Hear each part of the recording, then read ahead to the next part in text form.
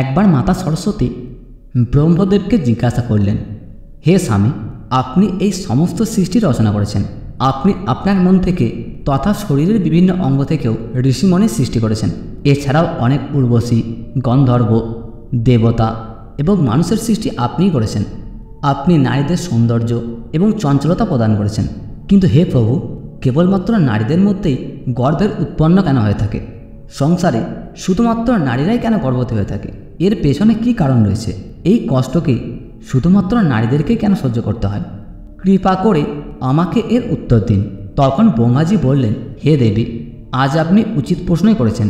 আর এই কথাটিও সত্য যে সংসারের বিভিন্ন যন্ত্রণাগুলোর মধ্যে গর্ভধারণ করা এবং বাচ্চার জন্ম দেওয়া তুলনামূলক বেশি কষ্টদায়ক হয়ে থাকে। নারীদেরকেই কেন গর্ভবতী হতে হয়, এই বিষয়ে আপনাকে একটি পৌরাণিক কাহিনী শোনাচ্ছি, যেটিকে আপনি ধ্যানপূর্বক শুনুন। আর যে নারী এই কথাটি ধ্যানপূর্বক শ্রবণ করে সে অত্যন্ত গুণবান এবং রূপবান সন্তান প্রাপ্ত করে। তখন দেবী সরস্বতী বললেন, হে প্রভু, আমি এই কথাটিকে ধ্যানপূর্বক অবশ্যই শুনব। কৃপা করে আপনি এই কথাটিকে আমাকে বলুন। তখন ব্রহ্মাজি বলেন, হে দেবী, আমার একটি পুত্র ছিল যার নাম পুলস্ত্য। পুলস্ত্য আমার মানুষ্য পুত্রের মধ্যে একজন। আমি ওকে নানা প্রকারের বিদ্যা প্রদান করেছিলাম, তথা তার এই সংসারে উৎপন্ন হওয়ার কারণও আমি তাকে বলেছিলাম। এরপর আমি ওকে এই সংসারে সবথেকে উত্তম কার্য করার জন্য তপস্যা করতে পাঠিয়েছিলাম। আমারই আজ্ঞা দ্বারা মহর্ষি পুলস্ত্য সত্যযুগে সুমেরু পর্বতের উচ্চবিন্দুতে তপস্যা করতে চলে গেল এবং ওখানে একটি কুটির নির্মাণ করে পুলস্ত্য ঘোর তপস্যা করতে শুরু করল। ওই সময় অনেক দেবতা, গন্ধর্ব, দানব ওই জায়গাতেই বিচরণ করার জন্য আসত। যখন তাদের সবার দৃষ্টি তার উপর পড়ল, তখন তারা সবাই তার তপস্যা ভঙ্গ করার জন্য নানা রকমের চেষ্টা করতে শুরু করলো। উর্বশীরা তার তপস্যাকে ভঙ্গ করার চেষ্টা করতে লাগলো এবং তার তপস্যায় বাধা নির্মাণ করতে শুরু করলো। তখন পুলস্ত্য রেগে গিয়ে উর্বশী এবং গন্ধর্বকে সতর্ক করল, আজকের পরে যে কেউ তার তপস্যার মাঝখানে আসবে এবং তার তপস্যা ভঙ্গ করার চেষ্টা করবে সে গর্ভবতী হয়ে যাবে। পুলস্ত্যের এমন কঠোর বচন শুনে সব গন্ধর্ব উর্বশীরা আতি ভয়ভীত হয়ে সেখান থেকে পালিয়ে গেল। ওই সময় ওই স্থানে ঋষি তৃণবিন্দের কন্যা তার মাতা পিতার সঙ্গে ওখানেই নিবাস করত। সে মহর্ষি পুলস্ত্যের বলা সতর্কবার্তাকে জানত না। তারপর একদিন সে তার সখীদেরকে খোঁজার জন্য সুমেরু পর্বতের সেই স্থানেই চলে গেল যেখানে মহর্ষি তপস্যা করছিল। তখন তৃণবিন্দের কন্যা নিজের সখীদের ডাকতে মহর্ষির কাছে পৌঁছে গেল। আর যখন সে মহর্ষির সামনে এসে দাঁড়িয়ে গেল, তখন ওনার দৃষ্টি তার ওপরে পড়ল। মহর্ষির দৃষ্টি পড়তেই তার অভিশাপের প্রভাব সেই নারীর উপর পড়ে গেল। তখনই তার শরীর হলুদ হতে শুরু করলো আর সেই সময়ই সে গর্ভবতী হয়ে গেল। হঠাৎ তার শরীরে এমন ধরনের বিচিত্র পরিবর্তন দেখে সে অনেক ঘাবড়ে গেল। তখন ওই সময় সখীরাও ওই স্থানে চলে আসলো, সেই সব কথা তাদেরকে জানালো। তারপর সখীরা মিলে তাকে নিয়ে পিতার কাছে গেল। সেখানে গিয়ে হাবিরভূ তার পিতাকে সব ঘটনা খুলে বলল। নিজের মেয়ের এমন কথা শুনে ঋষি তৃণবিন্দের অনেক দুঃখ হলো। তখন তিনি নিজের দিব্যদৃষ্টির মাধ্যমে সব ঘটনাকে দেখলেন এবং তিনি জানতে পারলেন যে মহর্ষি পুলস্ত্যের অভিশাপের ফলে তার পুত্রী গর্ভবতী হয়ে গেছে। এতে তিনি অত্যন্ত দুঃখী হয়ে গেলেন। তখন তিনি দ্রুত মহর্ষি পুলস্ত্যের কাছে ওনার মেয়েকে নিয়ে সুমেরু পর্বতে চলে গেলেন। ওখানে ঋষিকে দেখে নমস্কার জানালেন এবং ওনার কাছ থেকে ক্ষমা প্রার্থনা করলেন। এরপর ঋষি তৃণবিন্দ বলতে শুরু করলেন, হে মহর্ষি, আপনি তো সাক্ষাৎ ব্রহ্মাজির মানুষপুত্র। সমস্ত সংসারে আপনার কীর্তি ছড়িয়ে রয়েছে। আপনি পরম দয়ালু এবং আপনি পরম কৃপালু। আজ আমার মেয়ের দ্বারা অজান্তেই অন্যায় হয়ে গেছে। সে আপনার দ্বারা বলা সতর্কবার্তা সম্পর্কে অজানা ছিল। আপনার অভিশাপের ফলে আমার পুত্রী গর্ভবতী হয়ে গেছে।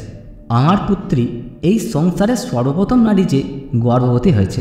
এই জন্যই হে মহর্ষি, এখন আমার মেয়ের সাথে কে বিবাহ করবে? সে তো কলঙ্কিত হয়ে যাবে। এই জন্য আমি আপনার কাছে প্রার্থনা করছি যে আপনি আমার কন্যাকে পত্নী স্বরূপে গ্রহণ করুন। আমার কন্যা সর্বগুণ সম্পন্ন, তার মনে কিঞ্চিত মাত্র কোনো রকম দোষ নেই। সে অজান্তেই আপনার অভিশাপকে গ্রহণ করেছে। আমার কন্যা সর্বদা আপনার সেবায় তৎপর থাকবে। এই প্রকারের ঋষি তৃণবিন্দ আদরের সঙ্গে মহর্ষিকে মিনতি করলেন। তৃণবিন্দের আদর সংস্কার এবং কথার সততাকে দেখে মহর্ষি পুলস্ত্য অনেক প্রসন্ন হলেন আর ওনার মেয়েকে দেয়া অভিশাপের জন্য অনেক দুঃখ হলো।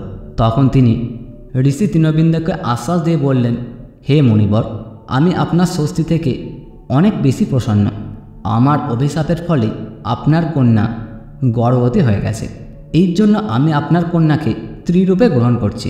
এই জন্য তুমি আর কোনো চিন্তা করো না। এই প্রকার মহিষী পুলস্থ ঋষি তৃণবিন্দের কন্যা হাবির্ভূকে পত্নী হিসাবে স্বীকার করলেন। তখন থেকেই ঋষি তৃণবিন্দুর কন্যা হাবির্ভূ ওই আশ্রমেই থাকতে শুরু করল, আর দিনরাত সত্যিকারের হৃদয় থেকে সে তার সেবা করল। মহিষী পুলস্থ তার স্ত্রী দিনরাত সেবা, পতিব্রতা ধর্ম আর ভক্তি থেকে অত্যন্ত প্রসন্ন হলেন এবং তাকে বললেন, হে দেবী, আমি তোমার সেবা এবং ভক্তিতে অত্যন্ত প্রসন্ন হয়েছি। এই জন্য আমি তোমাকে আমারই সমান পুত্রের প্রাপ্ত হওয়ার বরদান দিলাম। যে সময় তুমি আমার সামনে এসেছিলে সেই সময় আমি বেদের পাঠ করছিলাম, আর তুমি বেদের শ্রবণও করেছিলে। এই জন্য তোমার পুত্র 4 বেদের পারদর্শী হবে আর সমস্ত সংসারকে বেদের জ্ঞান প্রদান করবে। তোমার এই পুত্র সমস্ত সংসারে বিশ্রাভা নামে প্রসিদ্ধ হবে। তারপর কিছু সময় পর দেবী হাবির্ভূর একটি অত্যন্ত গুণবান পুত্রের জন্ম দিলেন। মহর্ষি পুলস্থের কথা অনুসারে ওই পুত্রের নাম বিশ্রাভা রাখা হলো। বিশ্রাভা নিজের পিতা মহর্ষি পুলস্থের মতোই জ্ঞানী, সত্যবাদী এবং ধর্মের পালনকর্তা ছিলেন। ওনার খ্যাতি সম্পূর্ণ বিশ্বে ছড়িয়ে পড়েছিল। ওনার কীর্তি ও মহানতাকে দেখে মহর্ষি ভরবাদ ওনার পুত্রীর বিবাহ বিশ্রাভার সঙ্গে দিলেন। তারপর তাদের একটি পুত্রের জন্ম হলো, যার নাম বৈশ্রবণ রাখা হলো। বৈশ্রবণের আরেকটি নাম হলো কুবের। কুবের ব্রহ্মাজিকে প্রসন্ন করার জন্য কঠোর তপস্যা করলেন। তখন কুবেরের তপস্যা থেকে প্রসন্ন হয়ে ব্রহ্মাজি তাকে বরদান দিলেন আর ওনাকে ধনাধ্যক্ষ বানিয়ে দিলেন। তার সাথে সাথে মনের গতিতে চলতে পারা পুষ্পক বিমানও তাকে পুরস্কার হিসাবে দিলেন। কুবেরজি ধনের স্বামী বান্ধমাদন পর্বতে স্থিত সম্পত্তির 14 অংশের স্বামীও হলেন। কুবেরজি ওই ধনের 16 অংশ মানুষদের প্রদান করেছিলেন। একবার ভগবান শিব মাতা পার্বতীর জন্য অত্যন্ত সুন্দর নগরী স্থাপন করেছিলেন, যেটিকে লঙ্কা নাম দেওয়া হয়েছিল। গৃহপ্রবেশের সময় ভগবান শিব নেমন্ত্রণ দিয়েছিলেন। ঋষি বিশ্রাভা ওনার পত্নীকে নিয়ে সেখানে গিয়েছিলেন।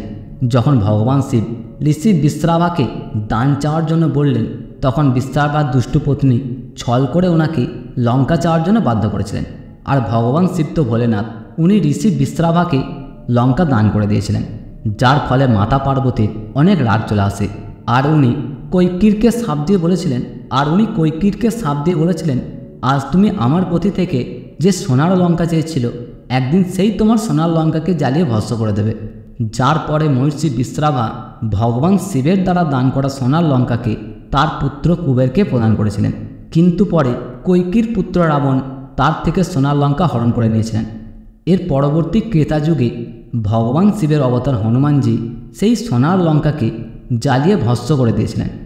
ব্রহ্মদেব বলতে শুরু করলেন, হে দেবী, এই প্রকার মহর্ষি পুলস্থের অভিশাপের কারণে সংসারের সমস্ত স্ত্রী গর্ভবতী হয়ে থাকে। আমি সংসারে সমস্ত স্ত্রীকে পুরুষের থেকে অধিক সহনশীল বানিয়েছি। তাদের কাছে সমস্ত দুঃখকে সহ্য করার ক্ষমতা পুরুষের থেকে অধিক রয়েছে। এই জন্য স্ত্রীদের রচনা করার জন্য আমার সবথেকে অধিক সময় লেগেছে। গর্ভধারণ করা এটি নারীদের জন্য অভিশাপ রূপে একটি অনেক বড় বরদান। আমি নারীদের মধ্যে মমতা, প্রেমের ভাব নির্মাণ করেছি, যাতে স্ত্রীরা নিজের বালকদের লালন পালন করতে পারে। এই সংসারে নারীদের তুলনা কোনো কিছুর সঙ্গে করা যেতে পারে না। নারীরাই এই সংসারের আধার। এই জন্য সংসারের সর্বশ্রেষ্ঠ রচনা স্ত্রীদেরই বলা হয়েছে। তো এই প্রকারেই মহর্ষি পুলস্থের অভিশাপের ফলে সংসারের স্ত্রীরা গর্ভবতী হয়ে থাকে। তাহলে বন্ধুরা, আজকের এই ভিডিওটি যদি আপনাদের ভালো লেগে থাকে তাহলে অবশ্যই ভিডিওটি একটি লাইক করুন, বন্ধুদের সঙ্গে ভিডিওটি শেয়ার করুন। এই ধরনের নিত্য নতুন ভিডিও পেতে আমাদের চ্যানেলটিকে সাবস্ক্রাইব করে পাশে থাকা বেল আইকন প্রেস করে রাখুন। আর ভগবান শ্রীকৃষ্ণের ভক্তরা কমেন্ট বক্সে জয় শ্রীকৃষ্ণ লিখতে ভুলবেন না।